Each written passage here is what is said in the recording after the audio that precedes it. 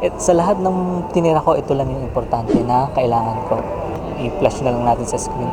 So yan lang yung mga kailangan ko. Pinatanggal ko yung engine wash, hindi ko kailangan yon. So engine flush, sabi mo, naisip ko, sabi mo kailangan yon pag mag-change ng oil. Kaya ni-retain ko yon. Kasi magpapalit tayo. Magpapalit yun.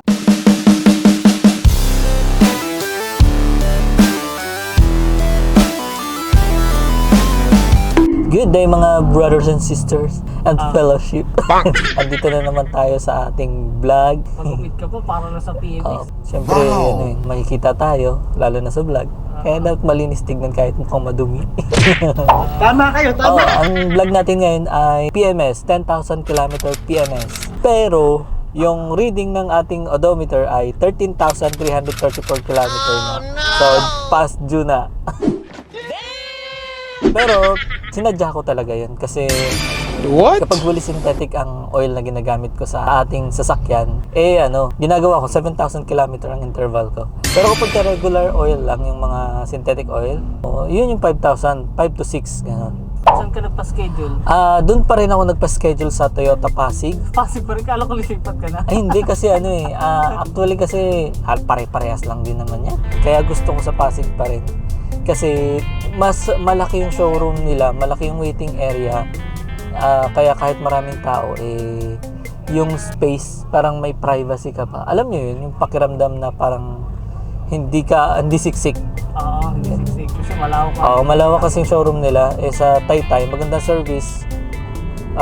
Pero kasi ang daming tao. Ba't yan ang daming tao doon, no? Kasi ang strategic location ng Toyota Taytay naman kasi halos nasa residential area na. Unlike sa Toyota Pasig na nasa commercial area. Mas madaling puntahan. Mas madaling puntahan. Kung tutusin, mas madaling puntahan yung Toyota Taytay kaysa sa Toyota Pasig sa location natin, sa bahay natin. Pero mas pinili ko pa rin sa Toyota Pasig since ayun nga, malaking showroom, maluwag, may peace of mind. Makaka-relax ka din sa Pero makaka-relax ka din naman sa Toyota Taytay. Siguro may time lang na naaaktuhan kung laging maraming tao sa kanila. Tsaka yata, per schedule na talaga doon. Per schedule. Wag kayong pupunta ng Toyota Taytay o kahit na any branch ng Toyota na magwo-walk-in kayo kasi talaga yon. Sigurado hapon na kayong patatapos. Ngayon, mas schedule natin. Ang schedule ko 8 a.m. 8 a.m. Na ngayon 8:20 na. Oh my God! Yun nga So, ayun mamaya update namin kayo mamaya dun sa mga babayaran. Sa mga babayaran kasi syempre bago nyo bayaran yung yung PMS, check nyo muna yung mga gagawing service, dun nakalista yun sa checklist bago nyo bayaran. Tapos aralin nyo na rin kung ano yung mga sa tingin nyo kaya nyo namang gawin. Like for example, kasi lagi yun nasa checklist nila yung brake cleaner. Ang dami namin brake cleaner sa bahay na galing sa Blade. Ngayon, aralin nyo na lang paano mag-brake cleaner. Sa palagay ko, hindi ko na kailangan ng brake cleaner, kaya tatanggalin ko yun mamaya. Mototech Brake and Parts Cleaner. Brought to you by Blade Auto Center. It can cleans and degreases fast, it leaves no residue, it's non-chlorinated, and fast dry. Purchase link is in the description below. Actually, ang pinaka-importante sa PMS, yung change oil. Engine oil, tsaka yung gasket. Yan, kasama yan. Oil filter. Yung oil filter. Yun lang naman. Yun lang. Yun lang importante dun. Ano pa ba ang nila dun? Sige, basta i-check natin mamaya dun sa kasa nila.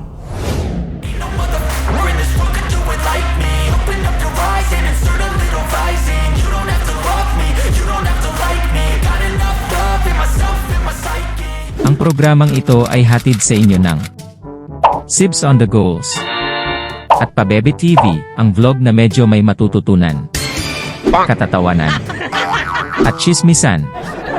Kaya subscribe na at huwag kalimutan pindutin ang notification bell para sa mga susunod pa naming videos. Mga dudong Inday, andito na tayo sa Toyota Pasig. Mahina yung boses ko kasi nakakahiya sa tahimik dito. unlike sa ibang branch. Ang daming tao kaya ang ingay. Dito kasi matahimik kasi konti lang ng tao. So, ayun nagpa-quote na tayo ng PMS for 10,000. Pinasok sa 10,000 km kahit na nasa 13K yung odometer reading. Tapos, hindi ko na naipakita sa inyo yung pinaka 10,000 kilometer dapat. Na umabot ng, take note, wala na tayong free kasi 10,000 kilometer na for Avanza G. Kanina, hindi ko na naipakita sa inyo kasi nasa screen pa lang ng monitor Oo. na umabot siya ng almost 10,000. Oo, kulang-kulang 10,000. Basta nga 9,000 plus. Oo, ganun talaga.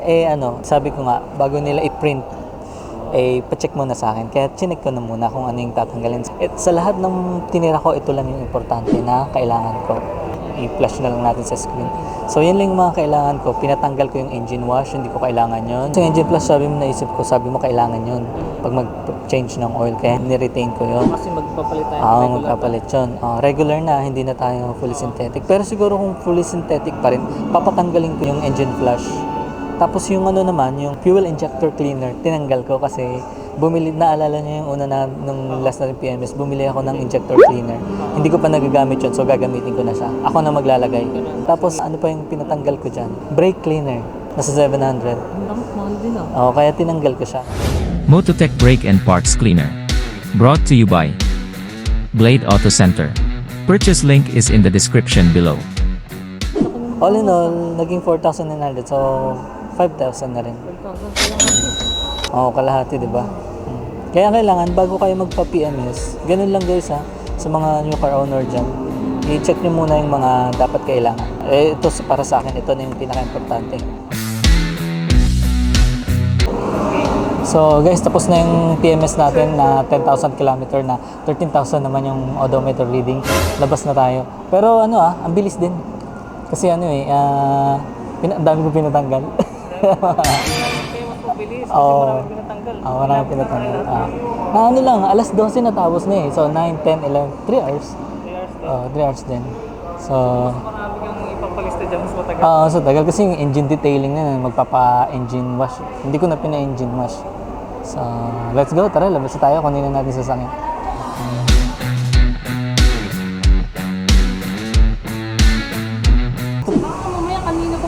Kaya nga kanina pa kasi ang dami nating tignan mo, may katabi tayong bagong Avanza G din.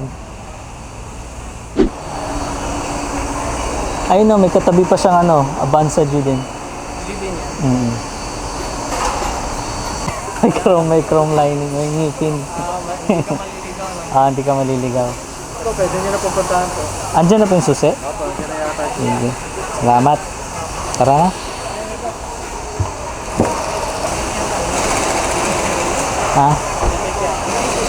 Andiyan na po. Sige, salamat. Double check na lang. Okay. Ako kapag nagpa-PMS ako, lagi akong chine-check yung engine bago umalis. So, hindi ako nagpalinis ng engine. Hindi ko na pinalinis. Wala naman.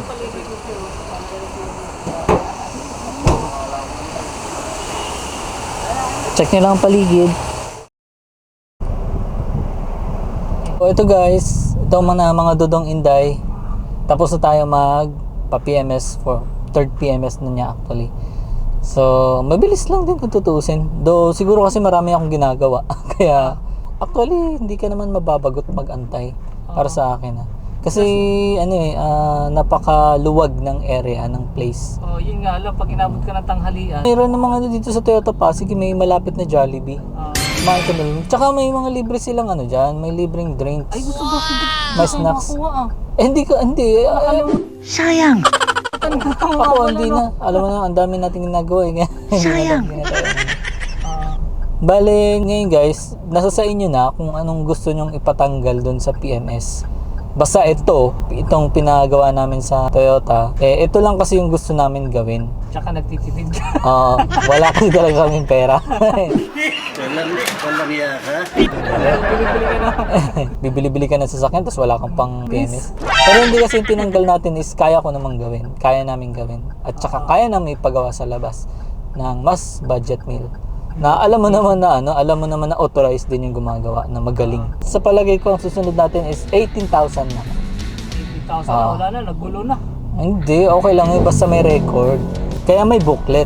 Yung PMS booklet. Kasi, Ilagay naman na record. oo, nire-record doon. Pero yung PMS niya, nilinis din yung loob. Car wash din. Kasama